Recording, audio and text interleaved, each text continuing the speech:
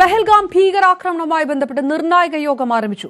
പ്രധാനമന്ത്രിയുടെ അധ്യക്ഷതയിൽ ചേരുന്ന യോഗത്തിൽ പ്രതിരോധ മന്ത്രി രാജ്നാഥ് സിംഗ്, നിർമ്മല സീതാരാമൻ, എസ് ജയശങ്കർ എന്നിവർ പങ്കെടുക്കുകയാണ്.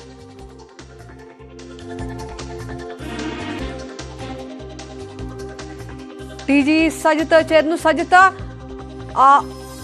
സൈനിക നീക്കം ഉടനെ ഉണ്ടാകുമെന്നുള്ള സൂചനകൾ, പാകിസ്ഥാൻ ഇത് സംബന്ധിച്ചുള്ള ആശങ്ക വ്യക്തമാക്കുകയും പാക് മന്ത്രി തന്നെ ഈ കാര്യങ്ങൾ പറയുകയും ചെയ്യുമ്പോൾ 24 തൊട്ട് 36 മണിക്കൂറിനുള്ളിൽ, അതായത് വളരെ പെട്ടെന്ന് എന്ന തരത്തിലുള്ള ആശങ്ക പോലും പാകിസ്ഥാൻ അന്താരാഷ്ട്ര സമൂഹത്തെ അറിയിച്ചൊരു സാഹചര്യം ഉണ്ട്. ഇന്ത്യ വളരെ പെട്ടെന്ന് അത്തരമൊരു നീക്കത്തിലേക്ക് കടക്കുന്നു എന്നു തന്നെയാണോ പുറത്തുവരുന്ന സൂചനകൾ? ദില്ലിയിൽ നടക്കുന്ന രാഷ്ട്രീയ നീക്കങ്ങൾ സംബന്ധിച്ച്, രാഷ്ട്രീയ യോഗങ്ങൾ സംബന്ധിച്ചുള്ള വിവരങ്ങൾ ഏത് തരത്തിലാണ്? അപർണ, അതിസുപ്രധാനമായ യോഗത്തിലേക്കാണ് രാജ്യ തലസ്ഥാനം വേദിയാവുന്നത്. പ്രധാനമന്ത്രിയുടെ അധ്യക്ഷതയിൽ നടക്കുന്ന ഈ യോഗത്തിൽ ഏറ്റവും സുപ്രധാനമായ ഒരു തീരുമാനം വരുന്ന മിനിറ്റുകൾക്കുള്ളിൽ കൈക്കൊള്ളപ്പെട്ടേക്കാം എന്നതാണ് പ്രതീക്ഷിക്കപ്പെടുന്നത്. ഒരു സൈനിക നീക്കത്തിലേക്ക് തന്നെയാണോ കാര്യങ്ങൾ വരുന്നത്? അങ്ങനെയെങ്കിൽ അതെങ്ങനെ?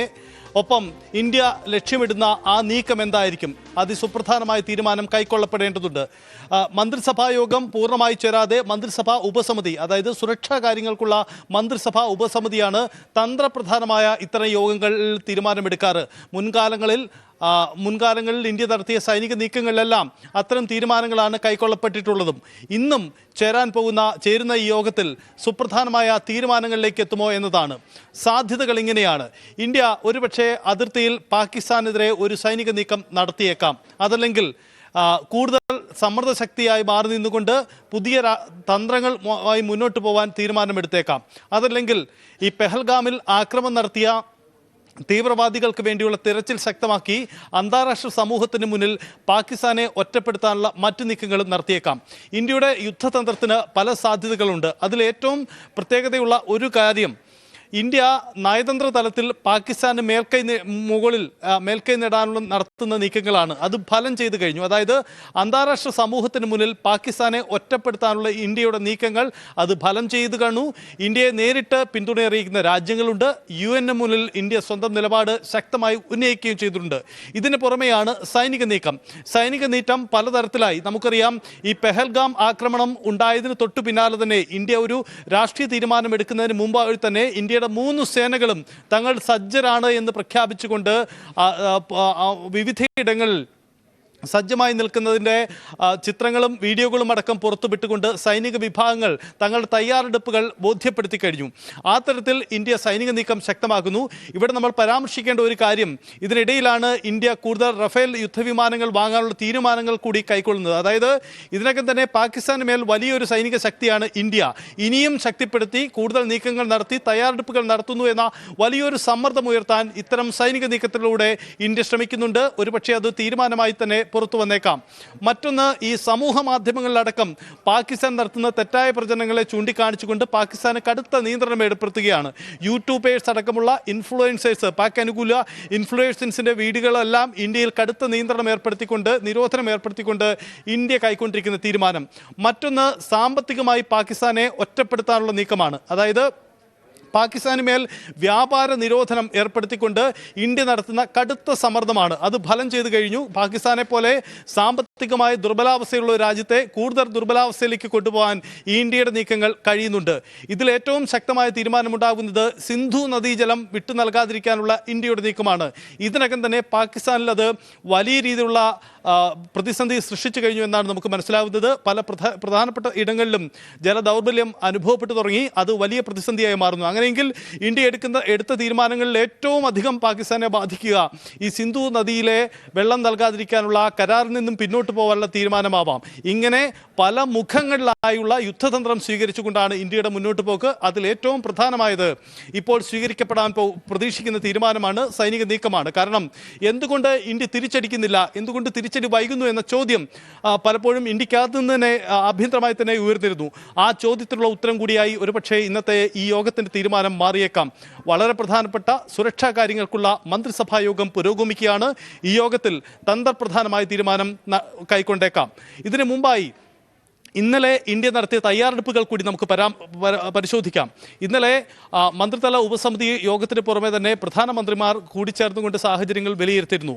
3 സേനാ വിഭാഗങ്ങളുമായി സേനാ മേധാവികളുമായി പ്രധാനമന്ത്രി ഇന്നലെ ചർച്ച നടത്തിയിരുന്നു. സംയുക്ത സേനാ മേധാവിയും ഇതിൽ പങ്കെടുത്തു. ഇതിനു മുമ്പായി പ്രതിരോധ മന്ത്രിയും സംയുക്ത സേനാ മേധാവിയുമായുള്ള ആശയവിനിമയം ഇന്നലെ തന്നെ നടന്നിരുന്നു.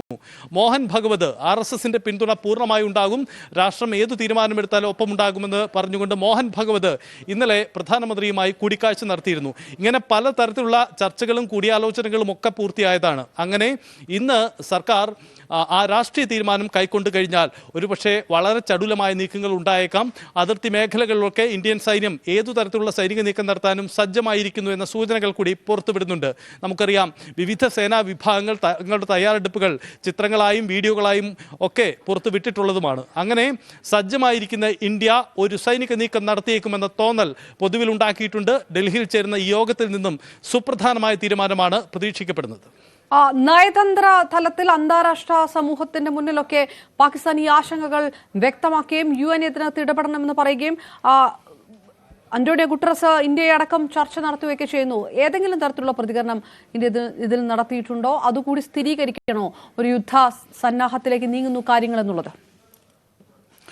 പൊതുവിൽ ഈ വിഷയത്തിൽ UN സെക്രട്ടറി ജനറൽ തന്നെ ഇന്നലെ ഇന്ത്യയെ നേരിട്ട് വിളിച്ചുകൊണ്ട് ഇന്ത്യക്ക് ഉണ്ടായ സംഭവങ്ങളിൽ ദുഃഖം രേഖപ്പെടുത്തുകയും ഇന്ത്യയുടെ നീക്കങ്ങളിൽ പൂർണ്ണ പിന്തുണ അറിയിക്കുകയും ചെയ്തിട്ടുണ്ട്. പക്ഷേ മേഖലയിൽ ഒരു സമാധാനം വരണം, അവിടെ യുദ്ധം ഒഴിവാക്കാനുള്ള സാധ്യത തന്നെയാണ് UN തേടുന്നത്. പക്ഷേ ഇന്ത്യ തങ്ങളുടെ സാഹചര്യങ്ങൾ ബോധ്യപ്പെടുത്തി കഴിഞ്ഞു അന്താരാഷ്ട്ര സമൂഹത്തെ.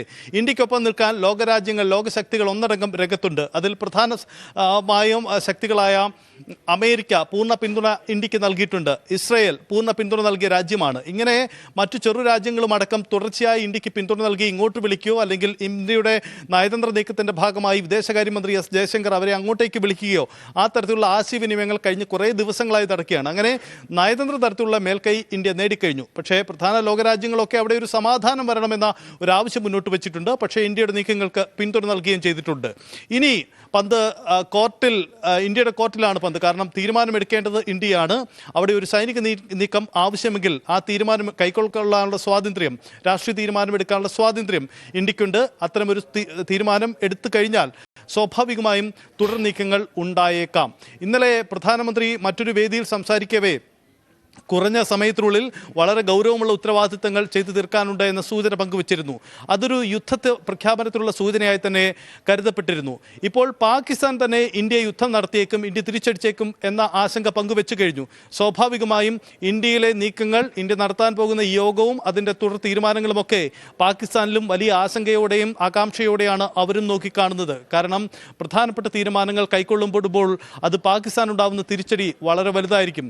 അതിർത്തി മേഖലകളിൽ ഒക്കെ വലിയ തരത്തിലുള്ള തയ്യാറെടുപ്പുകൾ ഇന്ത്യ നടത്തിക്കഴിഞ്ഞതായും സൂചനയുണ്ട്. പ്രത്യേകിച്ച് കർഷകരോടൊക്കെ അവിടെ വിളവെടുപ്പൊക്കെ നേരത്തെയാക്കാനുള്ള നിർദ്ദേശം ഇന്ത്യ ആർമി പങ്കുവെച്ചു കഴിഞ്ഞു എന്ന ചില അനൗദ്യോഗിക വിവരങ്ങൾ കൂടി പുറത്തു വന്നിരുന്നുണ്ട്. അങ്ങനെയെങ്കിൽ അതിർത്തി മേഖലകളിൽ വലിയ നീക്കത്തിന് ഇന്ത്യ ഒരുങ്ങുന്നു എന്ന സൂചനകൾ കൂടിയായി നമുക്ക് കാണേണ്ടി വരും. ഇപ്പോൾ ചേരുന്ന യോഗം നിർണായകമാണ്. TG സജിത്ത് വിവരങ്ങൾ നൽകിയത്.